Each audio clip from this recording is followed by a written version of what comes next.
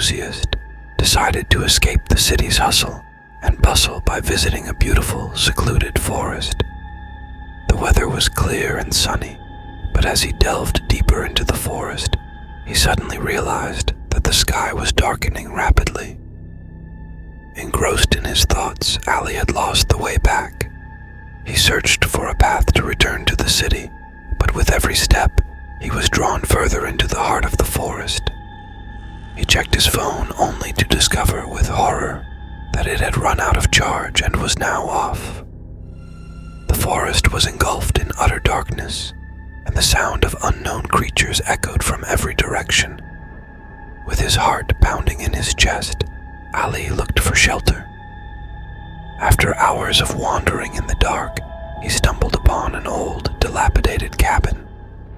The door of the cabin was slightly ajar, and Ali decided to spend the night there. He entered the cabin and closed the door behind him. The air inside was cold and damp, and a musty smell lingered. Ali looked for something to start a fire with, but suddenly he heard a noise that seemed to come from the cabin's basement. The sound grew louder and clearer by the moment. He realized he was not alone. Ali, now sheltered in an old, dark cabin, was searching for a source of light.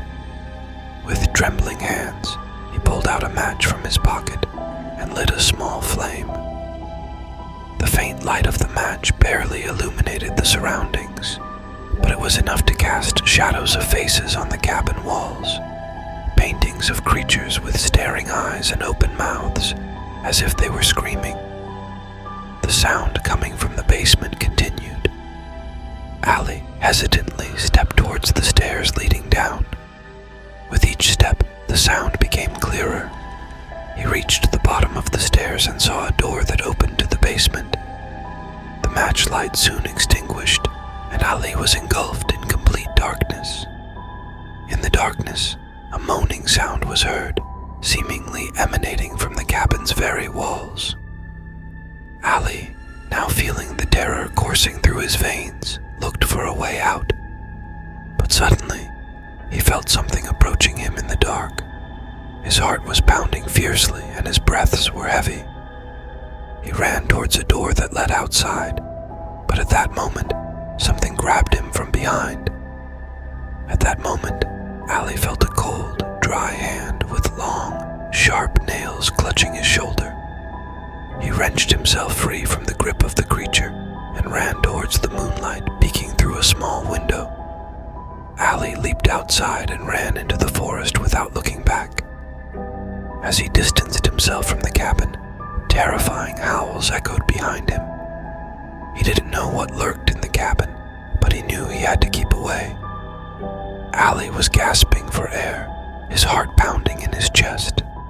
He reached a river and without hesitation, plunged into the water. The water was cold, and the current was strong. Ali swam with all his might to reach the opposite shore. When he made it to the bank, he looked back and saw a large, dark figure standing by the river. The creature's red, glowing eyes shone in the darkness. Ali felt as if the creature's gaze was penetrating every cell of his body. He ran again, but with each step, he felt the creature moving with him. Ali reached a cliff and climbed up. From the top, he could see the entire forest. The moonlight bathed the trees and ponds, creating a beautiful scene. But the beauty couldn't dispel the fear in Ali's heart. Suddenly, a sound came from below the cliff. It was as if it emanated from the depths of the earth. Ali looked down and saw creatures climbing up towards him. They were neither human nor animal. Creatures with crawling bodies and eyes that glowed in the dark. Ali, now in a perilous situation, was looking for a way out. He looked around and realized that the cliff he was standing on was actually the edge of a large cave. Without thinking of the consequences, Ali entered the cave and moved towards the unknown darkness.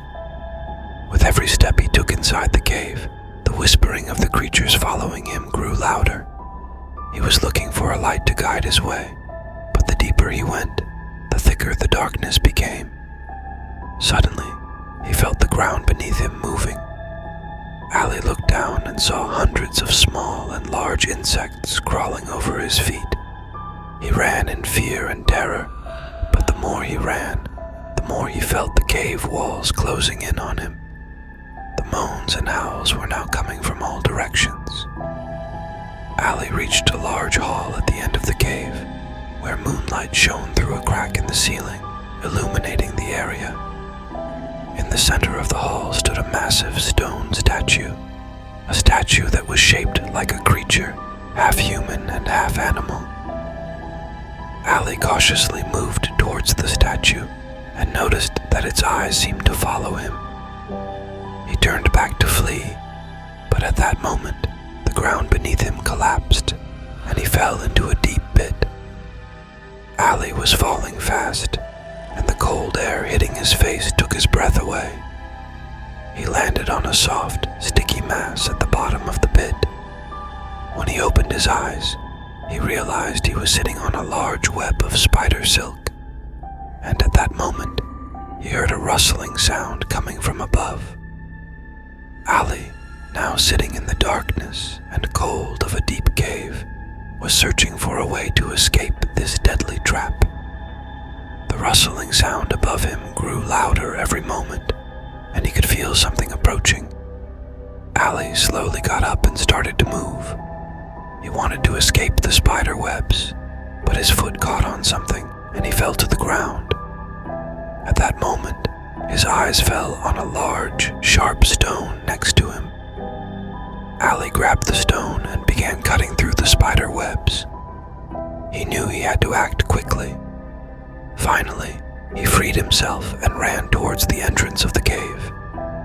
When he reached the entrance, he took deep breaths and looked outside. The forest looked beautiful in the moonlight, but Ali knew that this beauty was deceptive. He ran towards the forest, looking for a way back to civilization. After several hours of running, he reached the lights of a small village. Ali arrived at the village with great fatigue and pain, and told the villagers about the terrifying adventures he had endured.